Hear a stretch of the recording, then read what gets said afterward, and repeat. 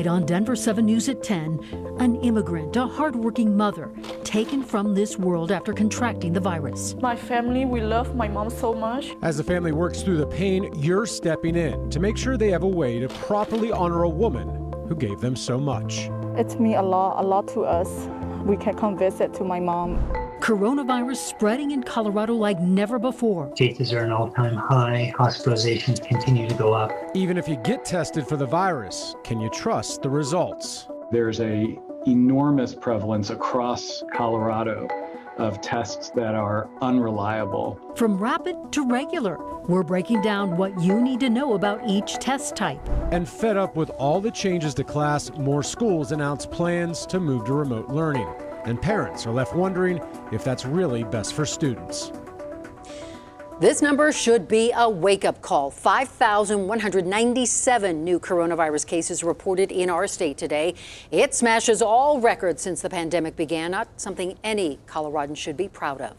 Good evening and welcome to Denver7 News at 10. I'm Ann Trujillo. And I'm Gary Bro. Thanks for joining us. That huge number, it feels like a gut punch, especially with all these new restrictions we're seeing across the state. But public health doctors today said, give it time. Dozens of counties tightened up rules in the last week or so, limiting the capacity in restaurants, places of worship, and offices. The state health department is still hopeful that these mitigation efforts could shift the numbers in the next week. And with the virus spreading quickly, our state is testing like never before. Nearly 45,000 Coloradans have been tested just in the last 24 hours. But as I found out, not all tests are created equal, and some doctors are warning less accurate tests can give a false sense of security. 1.7 million rapid COVID-19 tests are making its way to Colorado courtesy of the federal government. But can those tests or any other quick test be trusted? There's an enormous prevalence across Colorado of tests that are unreliable. Dr. Richard Zane is the chair of emergency medicine at UC Health University of Colorado Hospital. Currently, we have different types of testing available. All of them are PCR testing, not antigen testing currently. UC Health may not have those rapid tests, but the state acknowledges 5 types of COVID testing. The 2 most important ones, PCR tests, which are the benchmark because of its accuracy, but can take several days and sometimes longer to get the results. And then there's antigen tests, which are the rapid tests, not as accurate, and all negative tests should be confirmed with a PCR test. Antigen tests aren't as sensitive as the PCR versions, which can pick up a small amount of the virus. The lower the sensitivity, the more likely a false negative. There's a very good chance of a false negative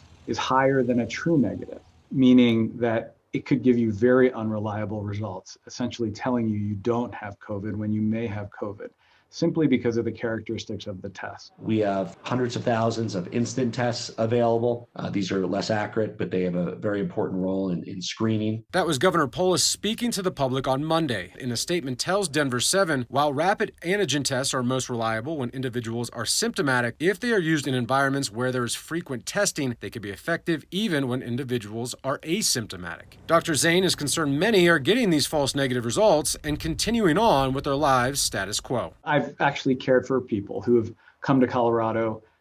They've gone to an urgent care to all get tested, either before they got on the plane or when they came to Colorado, thinking that that was the right thing to do. And it makes sense if you're a layperson that that's the right thing to do, but the tests are just unreliable. And widespread testing is just one part of Colorado's plan to stay on top of this pandemic. Another piece of the puzzle is contact tracing, and right now our contact tracers can't keep up with the surge. Contact tracers track people with the virus, figure out who they've been in close contact with, and then ask them to quarantine. Well, the Denver Post reports the current surge is outpacing what Colorado's roughly 800 contact tracers can manage. Public health staff in Boulder, Jefferson, and several other counties sent a letter to state leaders sounding the alarm. Schools up and down the Front Range are pulling back on in-person classes. This evening, Jeffco Public Schools announced it will transition to remote learning by the end of the month. Preschool will continue in person. The Douglas County School District will move to fully remote learning on November 30th. Boulder Valley School District moving to remote learning next week, but Centennial Middle School and Fairview High School start remote learning tomorrow. Finally, Littleton Public Schools will move to online learning on Tuesday. And as schools grapple with this pandemic, parents are feeling frustrated. They say flip-flopping between in-person and remote classes, well, it's a struggle for them and their kids. As a parent, that's the last thing you want to do, is constantly worry about what your child's education is going to look like in the future. You want to see a level of consistency so that they can be best prepared. Meanwhile, a new report from the state health department says outbreaks are much less frequent among younger students. It shows schools serving K through 8 have been able to provide a reasonably safe environment if they stick to state rules.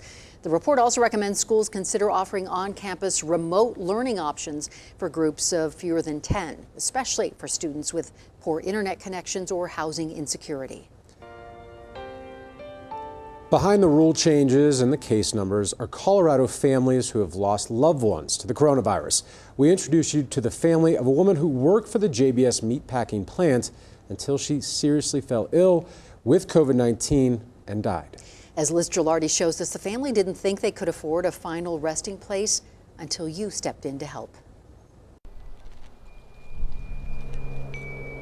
My mom and dad, they work so hard for me and my brother so we can finish school and to have a better life. A Colorado family struggled to find a way to honor a loving mother. They couldn't afford a headstone. Because my family, we love my mom so much, and then we want to have a memory place for her. Tin A worked at the JBS meatpacking plant in Greeley. She tested positive for COVID-19 and spent more than 50 days in the ICU.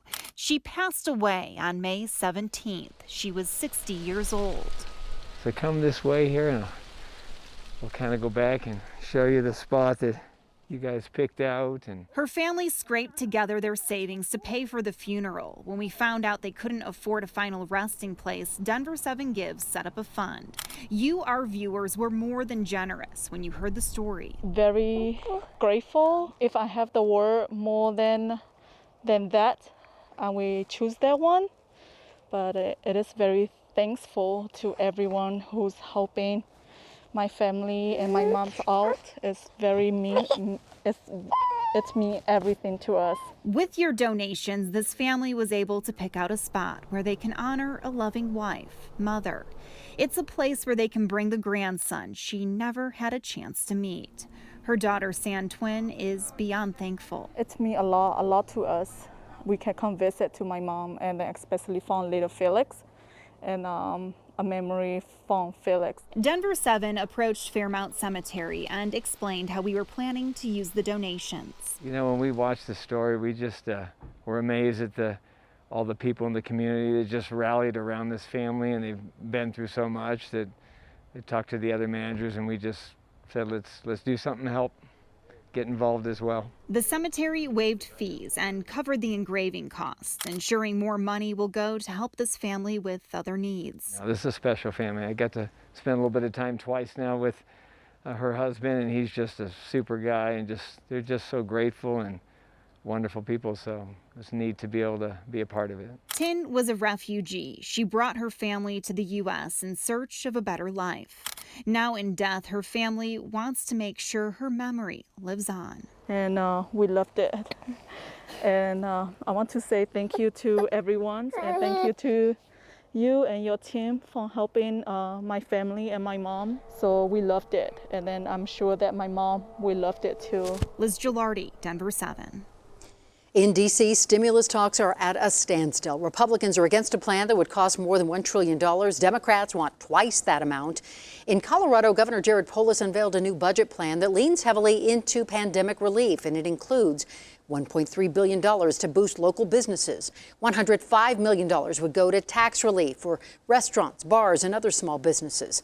$220 million would go to creating jobs through infrastructure projects. $160 million would go to boosting broadband internet in the state. Today, the U.S. reported just under 710,000 people are seeking unemployment benefits. That is the fourth straight drop and a sign that the job market is healing a little.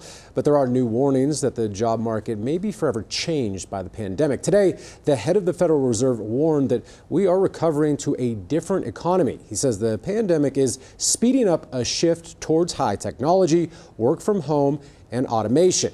He also cautioned the pandemic could make the economy less productive because parents are quitting their jobs due to childcare needs. Tonight, ABC News is projecting Joe Biden as the winner of the presidential race in Arizona. With 99% of the ballots reported, Biden leads President Trump by over 10,000 votes in that state. Arizona last voted for a Democrat in 1996. The projected win gives Joe Biden 290 Electoral College votes, 20 more than the 270 he needs to win. Just having a gun in your house can actually be a detriment to you and your family if you are not trained on it. Former service members on a mission to boost gun safety. How you can learn to shoot without firing a round. This year, there are a lot of people out of work because of the COVID-19 situation. Determined to make this Thanksgiving memorable for all the right reasons. How you can help one local group serving struggling families. It was a cooler day today, but 60s and even 70s are on the way.